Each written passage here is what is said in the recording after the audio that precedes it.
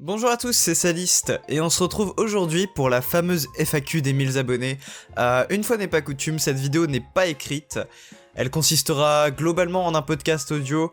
Aussi, je vous invite à faire quelque chose en parallèle de cette vidéo et de la laisser en fond, afin d'écouter le podcast de manière complètement posée. Du coup, sans transition, on va tout de suite commencer la FAQ avec la première question qui est de Lul. My Hero Academia est-il ton manga / animé préféré? Quel est ton top 5 animé manga? Et pourquoi t'es-tu lancé sur YouTube? Alors c'est 3 questions en une, c'est un peu traître. Je vais essayer d'y répondre dans l'ordre. Alors, My Hero Academia est-il ton manga / animé préféré? Non. My Hero Academia n'est pas mon manga / animé préféré pour l'instant. Je mets un point d'honneur sur le pour l'instant parce que c'est pas exclu que ça arrive un jour que My Hero Academia devienne mon manga préféré. Donc pour l'instant, c'est pas le cas. Pour l'instant, mon manga / animé préféré, c'est assez mitigé. Par nostalgie, je dirais Dragon Ball, mais sur le principe même et sur l'histoire et sur... bon, on va dire de manière un peu plus générale, si on exclut la nostalgie, pardon, ce serait Naruto. Voilà, parce que j'ai grandi avec Naruto, mon adolescence a été façonnée avec Naruto, mon enfance un peu moins, c'était plus Dragon Ball mon enfance, mais ouais, Naruto ça a été beaucoup de mon adolescence finalement. Du coup voilà, je pense que je dirais Dragon Ball Naruto à peu près ex aequo en fonction du critère sur lesquels on juge.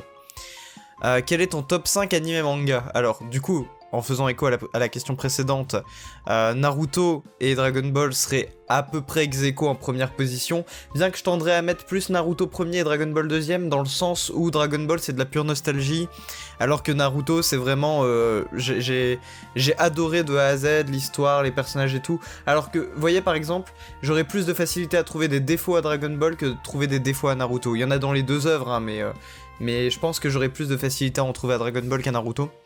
Donc ouais, pour moi, allez, Naruto premier, Dragon Ball deuxième, comme ça commence un peu le classement. En troisième position, bien évidemment, je pense que je mettrai My Hero Academia, parce que sinon j'aurais pas une chaîne YouTube sur My Hero Academia, bien sûr.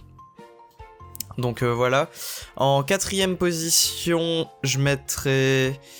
Shingeki no Kyojin, j'adore Shingeki no Kyojin, vraiment je surkiffe, surtout là la saison 4 qui va arriver, ça va être incroyable. Donc ouais, Shingeki no Kyojin en numéro 4, et en cinquième position, je réfléchis, qu'est-ce que je pourrais mettre en cinquième position? J'essaie de comparer un peu dans ma tête les différents mangas animés que j'ai vus. Il y a des trucs un peu moins mainstream, mais je vais quand même rester sur des trucs grand public que tout le monde a à peu près vu. Je pense que... je mettrai... j'hésite. Je pense que je vais mettre Hunter x Hunter. Parce que Hunter x Hunter, c'est vraiment cool. Donc ouais, on va dire Hunter x Hunter en cinquième position, voilà quoi. C'est... ouais, au moins c'est clair. Donc pour récapituler, ça fait Naruto, Dragon Ball, My Hero Academia. Je sais plus ce que j'ai dit. Attends, Naruto, Dragon Ball, My Hero Academia, SNK et Hunter x Hunter. Voilà. Deuxième question de The Lord Vader. Alors, qui est ton personnage préféré dans My Hero Academia? Mon personnage préféré de My Hero Academia, c'est assez mitigé. Sur le papier, je dirais Izuku. Parce que sur tous les points, ce personnage, je le trouve juste incroyable. Autant dans son développement que dans sa personnalité, que dans ses mimiques, son caractère, sa manière un peu... comment dire? Ce que j'aime beaucoup chez Izuku, c'est que... il est involontairement maladroit et en même temps très raisonné. C'est quelqu'un de très intelligent, Izuku, qu'il faut surtout pas sous-estimer en fait. Et il a une capacité d'analyse qui est surréaliste, quoi. Vraiment, déjà on le voit rien qu'au début de l'œuvre quand il analyse les alters des autres héros et tout, et même sa capacité à s'adapter aux différentes situations. C'est ce que j'aime beaucoup chez Izuku, c'est que c'est un protagoniste qui a finalement très peu de défauts, mais je pense que son plus gros défaut, c'est se laisser emporter par les émotions assez facilement. Et je parle pas des gens qui disent que Izuku est un pleurnichard ou je sais pas quelle connerie. Je vous parle pas de ça, je dis juste que il a tendance par exemple, sous le coup de la rage, à perdre le contrôle. Mais bon, ça c'est un peu l'archétype du protagoniste de shonen type Neketsu. Donc voilà quoi. Mais en tout cas, Izuku, parce que je n'ai pas de personnalité, ça doit être mon personnage préféré. Et j'ai envie de dire que juste derrière, vraiment très talonné, il y a Shigaraki, notamment dû au dernier arc. Voilà quoi, Shigaraki qui commence à être le GOAT ultime finalement. Donc ouais, juste derrière Izuku, je retrouve Shigaraki qui qui a un développement. Il est vraiment passé de ce gamin orgueilleux, adolescent prépubère qui fait sa crise, à juste pur génie du mal, quoi. Et notamment, enfin, le développement autant physique que moral / mental de Shigaraki est incroyable dans le dernier arc. Et voilà, on peut pas dire que c'est un mauvais personnage, on peut pas dire que c'est un mauvais antagoniste. Donc voilà, Izuku suivi de Shigaraki, je dirais. Troisième question de Tailgate. Est-ce que tu comptes faire des feats avec des youtubeurs? Alors c'est une question qu'on m'a posée plusieurs fois, donc il y a la question de Tailgate qui doit venir, je crois, des commentaires YouTube, mais on m'a posé également cette question dans mon chat Twitch. Alors... Le problème, c'est pas tant que je veux pas faire de feat avec des youtubeurs, bien que... en fait, le truc, c'est que je suis assez perfectionniste et assez critique de mon travail. Et quand tu fais un feat, ça doit plaire aux deux parties, ça doit plaire autant à toi qu'à l'autre avec qui tu fais ton feat. Et finalement, ça te dépossède quelque part de ton travail personnel, puisque ça devient tout de suite un travail de groupe, en fait. Je suis pas très travail de groupe, je suis très travail personnel pour mes vidéos.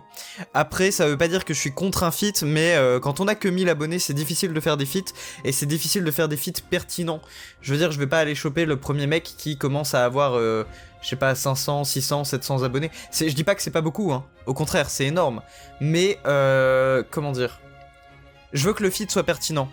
Par exemple, un feat pertinent, ça pourrait être avec un youtubeur My Hero Academia qui a déjà une communauté, qui a déjà des fondements et tout. Moi, je suis à peine naissant avec mes 1000 abonnés, je suis à peine naissant dans le My Hero Academia game en France.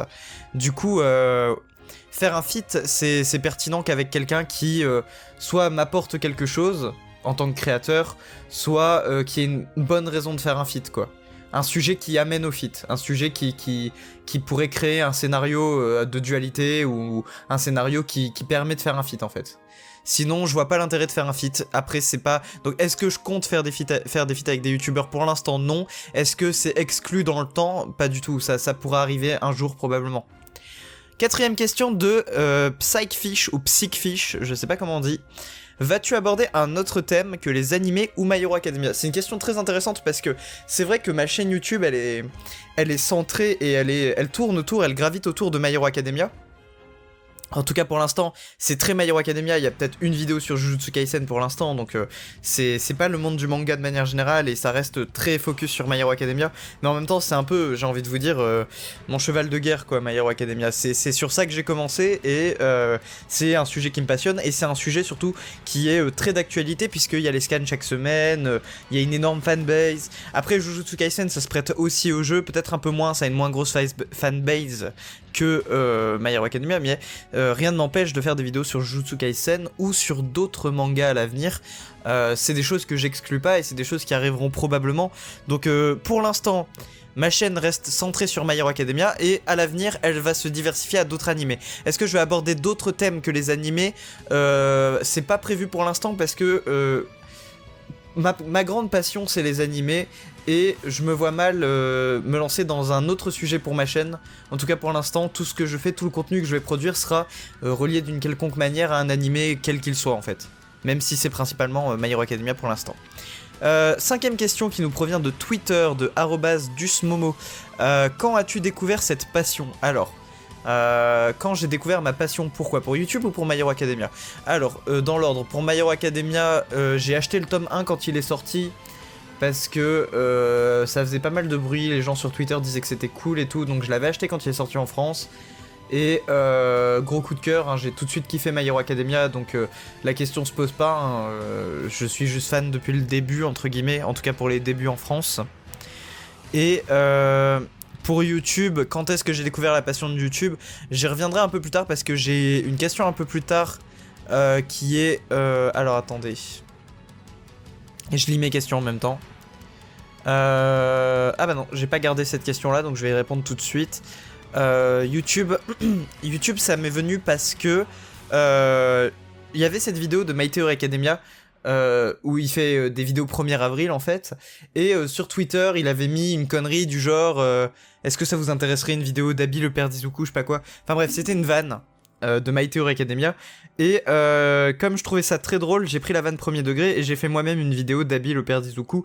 Vidéo qui est une blague, hein, je le répète pour la team premier degré qui me dit en commentaire de cette vidéo, et j'en ai à chaque fois, tous les jours j'en ai.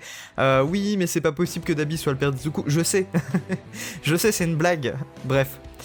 Du coup, ma vidéo d'Abi le père d'Izuku, qui finalement a vachement bien marché et qui a permis de me lancer... Je me suis un peu lancé sur le buzz de My Hero Academia en fait avec cette vidéo, c'est vrai. Mais bon, après j'ai quand même construit mon univers, ma chaîne de A à Z. Mais c'est vrai que c'est ce qui m'a permis de me lancer un peu. Donc ouais, effectivement, My Hero Academia, je le remercie pour ça.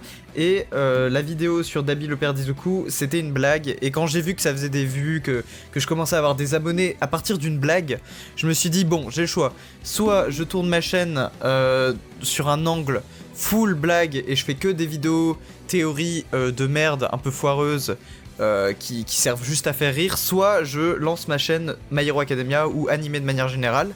J'ai fait j'ai pris le parti de faire le second choix parce que je me suis dit que je toucherais un public plus large et ça m'intéressait plus. Je veux dire, la blague c'est drôle une fois, mais bon, on finit toujours par se lasser et je me serais lassé de faire des vidéos vannes.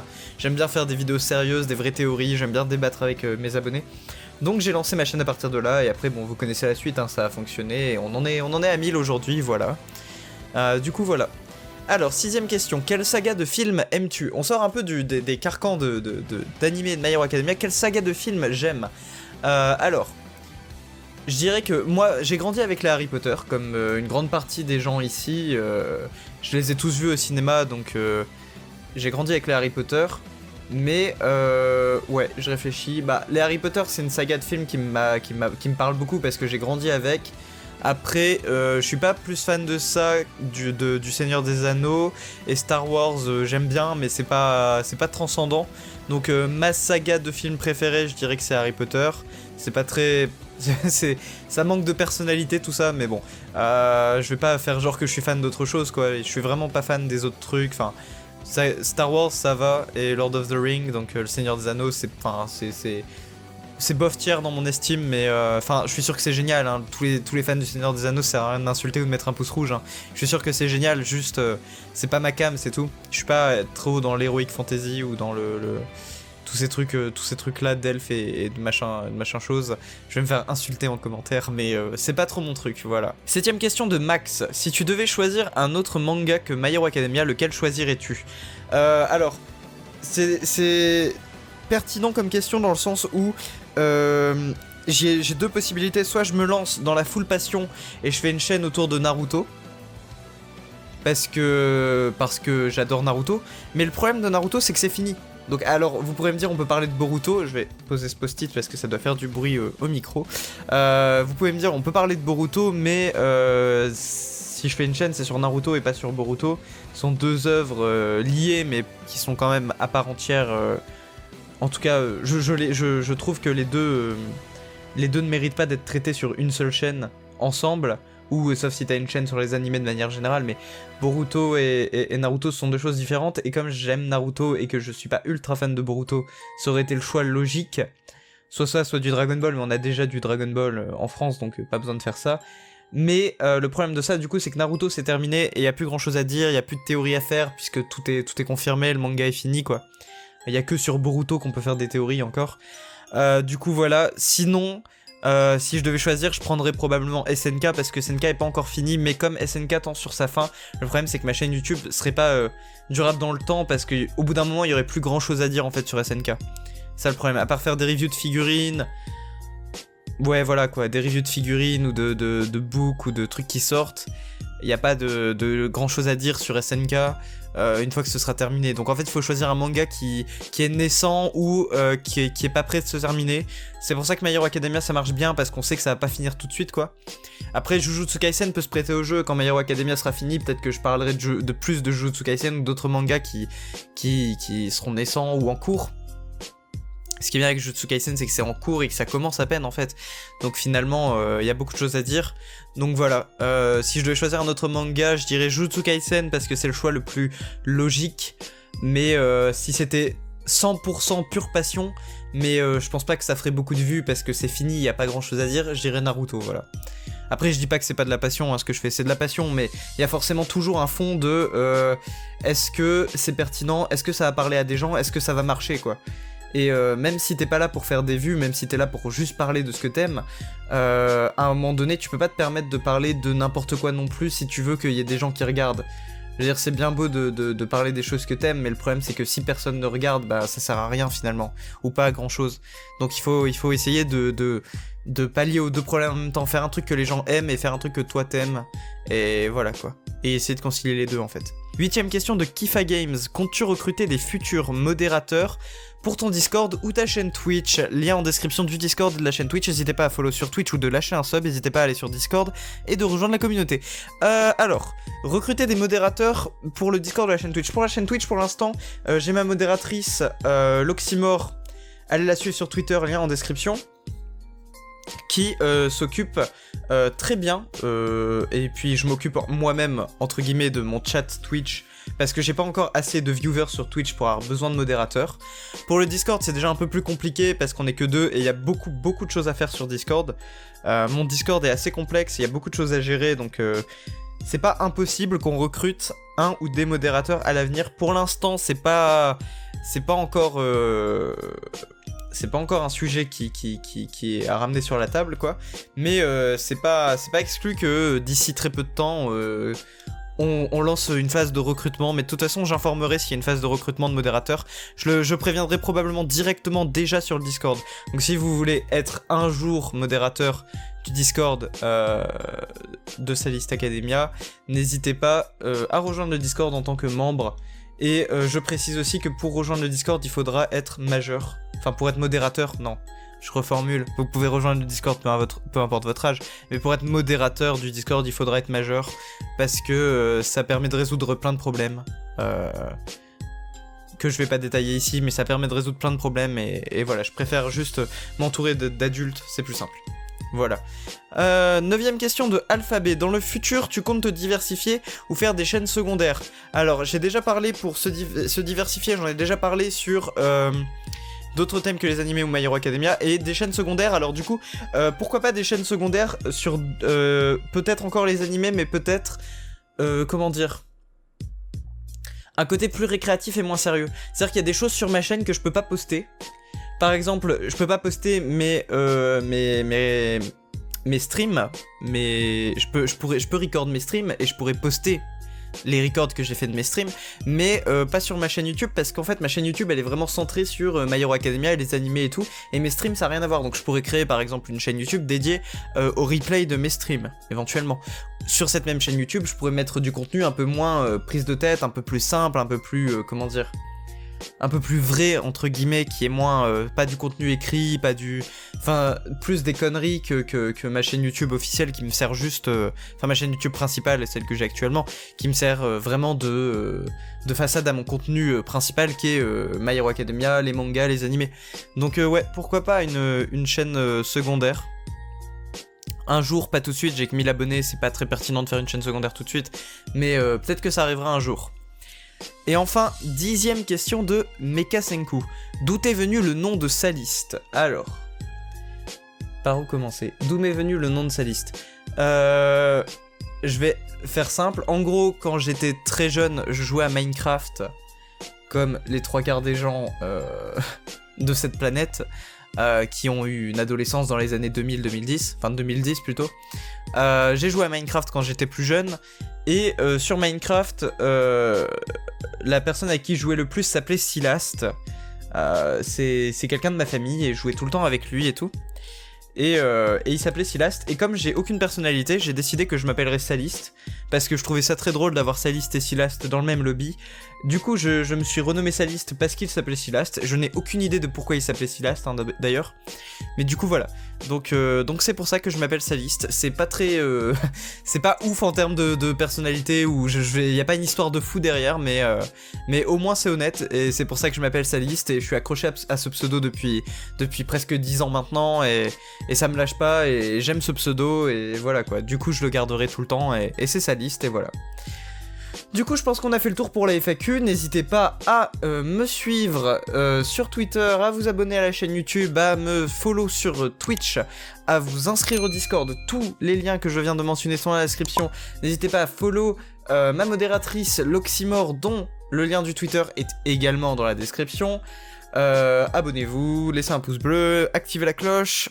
Je crois que j'ai fait le tour.